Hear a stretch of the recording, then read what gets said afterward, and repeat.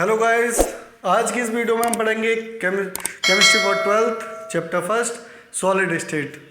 तो चैप्टर आगे बढ़ने से पहले थोड़ा सा समझ लेते हैं सॉलिड स्टेट है क्या और इसकी क्या क्या इंपॉर्टेंस है। आपने पढ़ा होगा स्टेट ऑफ मैटर, जब हम मैटर को फिजिकली क्लासिफिकेशन करते हैं उस समय 3 स्टेट ऑफ मैटर पढ़ा था, जिसमें सॉलिड, लिक्विड, गैस 3 स्टेट में मैटर होता है। तो ये भी सॉलिड स्टेट यानी कि एक स्टेट ऑफ मैटर है। ठीक है, यहाँ क्या होता है, जो मैटर होता है वो किस स्टेट में होता है, सॉलिड स्टेट में होता है, यानी कि सॉलिड स्टेट। ठीक है, आप देखोगे जनरली मतलब हमारे जो आसपास ज़्यादातर जो थिंग्स होती हैं वो किस स्टेट में होती है, सॉलिड स्टेट में होती हैं। ठीक है, इसलिए इसको थोड़ा स्टडी करना बहुत ज़्यादा इंपॉर्टेंस हो जाता है। और ये भी रीज़न है कि आगे जैसे हम फर्दर स्टडी करते हैं, है ना, तो जैसे बीटेक इंजीनियरिंग या बीएससी एमएससी में जब पढ़ते हैं तो उस समय सॉलिड स्टेट को और ज़्यादा मतलब वहाँ इम्पोर्टेंट हो जाता है कि किस तरीके से इसकी जो करेक्टरिस्टिक हैं, प्रॉपर्टीज़ हैं, क्या क्या होती हैं, किस तरीके से रहती हैं, क्या रीज़न रहता है उनके पीछे। ठीक है, ये सारी चीज़ें हम पढ़ेंगे। ठीक है, तो समझ में आया सॉलिड स्टेट क्या होता है। अब बात करते हैं करेक्टरिस्टिक ऑफ सॉलिड की। तो डेफिनेट शेप एंड वॉल्यूम, जो सॉलिड होता है इसकी जो शेप होती है वो डेफिनेट होती है, वॉल्यूम भी क्या रहता है, डेफिनेट रहता है। दे आर रिजिड, रिजिड मतलब कठोर होते हैं। ठीक है, और इंटरमोलिकुलर डिस्टेंस आर शॉर्ट, यानी कि जो सॉलिड स्टेट होते हैं इनके इंटरमोलिकुलर यानी मॉलिक्यूल्स या पार्टिकल्स जो होते हैं उनके बीच में जो स्पेस होता है वो कैसा होता है, शॉर्ट होता है, छोटा होता है। ठीक है, इंटरमोलिकुलर फोर्स आर स्ट्रॉन्ग, इनके बीच का जो फोर्स होता है यानी कि सॉलिड स्टेट के जो पार्टिकल्स होते हैं, मॉलिक्यूल्स या पार्टिकल्स, उनके बीच का जो फोर्स होता है जिससे ये बाउंड रहते हैं, बंधे हुए होते हैं, वो कैसा रहता है, स्ट्रॉन्ग होता है। ठीक है, फिर इसके बाद कि जो they are almost incompressible, incompressible का मतलब है ये कंप्रेस नहीं होते हैं। ठीक है, ऑलमोस्ट का मतलब है कि ये ज़्यादातर कैसे होते हैं, इनकम्प्रेसिबल, यानी कंप्रेस मतलब दबते नहीं। जैसे ये जैसे सॉलिड है, ठीक है, अगर इसे हम कंप्रेस करेंगे क्या कंप्रेस होगा, नहीं होगा, नहीं दबेगा। अभी मान लो इसकी लेंथ 12 से 13 सेंटीमीटर मानते हैं, 12 सेंटीमीटर है, इसे कंप्रेस करके क्या 10 सेंटीमीटर रह जाएगी इसकी लेंथ, नहीं होगी। ठीक है, तो कैसे होता है, इनकम्प्रेसिबल। ठीक, अब बात करते हैं ग्रेटर डेंसिटी। इसकी जो सॉलिड स्टेट होता है इसकी डेंसिटी कैसी होती है, ग्रेटर होती है, हाई डेंसिटी होती है। ठीक है, यानी डेंसिटी आपने पढ़ा होगा क्या होता है, मास पर वॉल्यूम, यानी मास अपॉन वॉल्यूम। तो इसका कम वॉल्यूम में ज़्यादा मास होना यानी कि डेंसिटी क्या होती है, हाई होती है। और higher melting point and very high boiling point, यानी कि इनका जो मेल्टिंग पॉइंट होता है बहुत ज़्यादा हाई होता है। जैसे आप जो आयरन होता है, आयरन की बात करें तो 1500 से ऊपर उसका मेल्टिंग पॉइंट होता है। ठीक है, तो यानी कि बहुत ज़्यादा हो गया।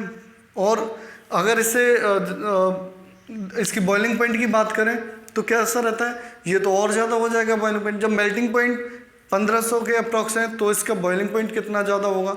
ठीक है, तो ये सारे इसकी क्या है, करेक्टरिस्टिक। ठीक है, अब बात करते हैं क्लासिफिकेशन ऑफ सॉलिड। तो on the basis of nature of order present in the arrangement of constituent particles in 2 types of solid, यानी कि जो सॉलिड होते हैं वो कितने टाइप के होते हैं, 2 टाइप के होते हैं, एक क्रिस्टलाइन सॉलिड और दूसरा अमॉर्फस सॉलिड। ठीक है, क्रिस्टलाइन सॉलिड का मतलब होता है यहाँ पर जो कंस्टिट्यूएंट पार्टिकल्स होंगे सॉलिड के वो कैसे होंगे, एक रेगुलर अरेंजमेंट में होंगे, है ना, एक लॉन्ग रेंज ऑर्डर में होंगे। ठीक, वहीं अमॉर्फस सॉलिड की बात करें तो यहाँ जो कंस्टिट्यूएंट पार्टिकल्स होंगे वो कैसे होंगे, इरेगुलर अरेंज होंगे।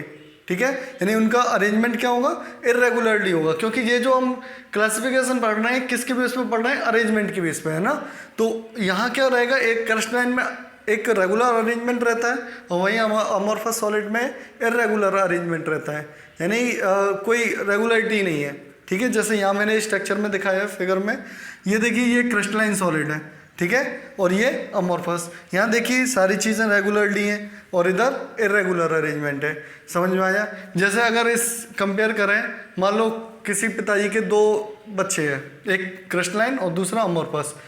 जो क्रिस्टलाइन है रेगुलर मतलब टाइम टू टाइम सारी चीज़ें होना, टाइम से खाना, टाइम से उठना, टाइम से सोना, टाइम से पढ़ना, ये सारी चीज़ें। वहीं अमॉर्फस सॉलिड की बात करें तो वो क्या है, कोई कैलकुलेशन नहीं है, यानी कि टाइम का कोई वो नहीं है, कभी भी उठना, कभी भी सोना, कभी भी खाना, कुछ नहीं है ना। लेकिन ये नहीं कहेंगे कि ये काम का नहीं है अमोर्फस, दोनों ही हमारे लिए बहुत ज़्यादा इंपॉर्टेंट होते हैं, बहुत ज़्यादा यूजफुल होते हैं, ठीक है। जैसे वैसे अमोर्फस सॉलिड के एग्जांपल क्रिस्टलाइन सॉलिड के अगर पहले एग्जांपल समझ लें, इसके जैसे कॉपर, आयरन, कोबाल्ट, निकेल, जितने भी मेटल होते हैं वो सब क्रिस्टलाइन सॉलिड में आ जाते हैं ज़्यादातर, है ना। और वहीं अमोर्फस सॉलिड की बात करें, ग्लास, प्लास्टिक, रबड़। अब ये बताइए क्या इनका यूज़ नहीं है? ग्लास, प्लास्टिक, रबड़ का है यूज़। तो भले ही इरेगुलर अरेंजमेंट है लेकिन काम का तो है, यानी कि दोनों ही हमारे लिए बहुत ज़्यादा यूजफुल होते हैं, ठीक है। ये भी क्रिस्टलाइन जैसे अलॉय बनाना होता है, प्रॉपर्टी चेंज करनी है, किस तरह की प्रॉपर्टी लानी है, कोई भी जब सॉलिड बना रहे हैं, है ना, तो वो सब क्रिस्टलाइन सॉलिड में, अमोर्फस में बता ही दिया, जैसे प्लास्टिक, रबड़, है ना, कांच है, ग्लास मतलब, ठीक है। तो अब पढ़ते हैं between crystalline and amorphous solid. तो इस तरफ रखते हैं क्रिस्टलाइन सॉलिड और इधर अमोर्फस सॉलिड, ठीक है। तो क्रिस्टलाइन सॉलिड की बात करें, regular arrangement of constituent particles. यहाँ क्या रहता है कि जो कंस्टिट्यूएंट पार्टिकल्स हैं उनका क्या रहता है, एक रेगुलर अरेंजमेंट होता है, जैसे कि अभी मैंने पहले बताया था। और यहाँ कैसा रहता है, इरेगुलर अरेंजमेंट होता है, यानी कि यहाँ क्या सिस्टमेटिक, एक के बाद एक क्रम से, है ना। और यहाँ क्या है, कोई इरेगुलर अरेंजमेंट रहता है, ठीक है। सेकेंड डिफरेंस है, they have long range order, यानी कि लंबी दूरी रेंज तक ये कैसे रहते हैं, एक लंबी रेंज में रहते हैं, इनका जो ऑर्डर रहता है। और यहाँ क्या रहता है, शॉर्ट रेंज ऑर्डर रहता है, ठीक है। ये सेकंड डिफरेंस हुआ। थर्ड डिफरेंस होता है, they have sharp melting point, इनका जो मेल्टिंग पॉइंट होता है शार्प होता है। शार्प से मतलब है एक डेफिनेट होता है, फिक्स होता है, जो चेंज नहीं होता अलग अलग, ठीक है। और यहाँ क्या रहता है, शार्प मेल्टिंग पॉइंट नहीं रहता, ठीक है। फोर्थ डिफरेंस हो जाता है, they are rigid and incompressible. जो क्रिस्टलाइन सॉलिड होते हैं वो कैसे होते हैं, रिजिड होते हैं और इनकम्प्रेसिबल होते हैं, कंप्रेसिबल बिल्कुल नहीं होते हैं ना। जबकि बात करें अगर अमोर्फस सॉलिड की, तो ये कई हद तक कंप्रेसिबल होते हैं, कई हद तक, ऐसा नहीं कि बहुत ज़्यादा कंप्रेस होते हो, लेकिन कुछ एक्सटेंट तक कंप्रेस हो जाते हैं, ठीक है। जैसे रबड़ देखोगे, रबड़ या प्लास्टिक है, थोड़ा बहुत कंप्रेस हो जाता है ना, लेकिन ये नहीं होते हैं। वही फिफ्थ डिफरेंस है, crystalline solid undergoes a clean cleavage, यानी कि क्लीन क्लीवेज का मतलब वो प्रॉपर्टी होती है, अगर क्रिस्टलाइन सॉलिड को कट किया जाए, काटा जाए चाकू से, नाइफ से, तो दो पीसेस में जो डिवाइड होगा वो उसकी क्लीन स्मूथ सरफेस होगी, प्लेन सरफेस होगी, वो उसी को बोलते हैं क्लीन क्लीवेज। और वहीं अमोर्फस सॉलिड की बात करें तो ये क्या इर्रेगुलर क्लीवेज रहता है, ठीक है, यानी कि स्मूथ और प्लेन सरफेस नहीं होगी काटने पर इसे। वही बात करें सिक्स डिफरेंस की, तो दे आर एनिस्ट्रोपी और दे आर मतलब दे आर एन आइसोट्रोपी, और ये है दे आर आइसोट्रोपी।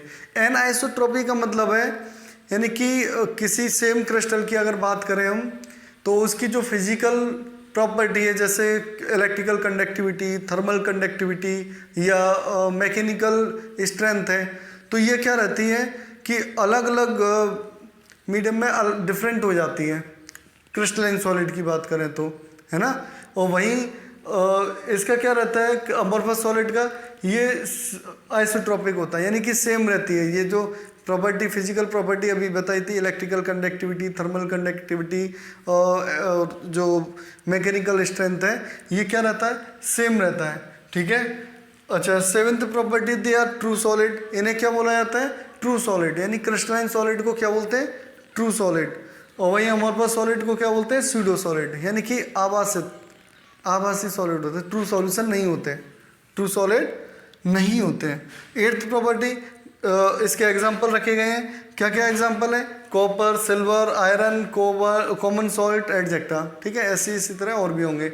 यहाँ क्या कॉमन एग्जाम्पल में, ग्लास, रबर, प्लास्टिक एटसेट्रा, ठीक है। तो ये हुआ difference between crystalline solid and amorphous solid, ठीक है।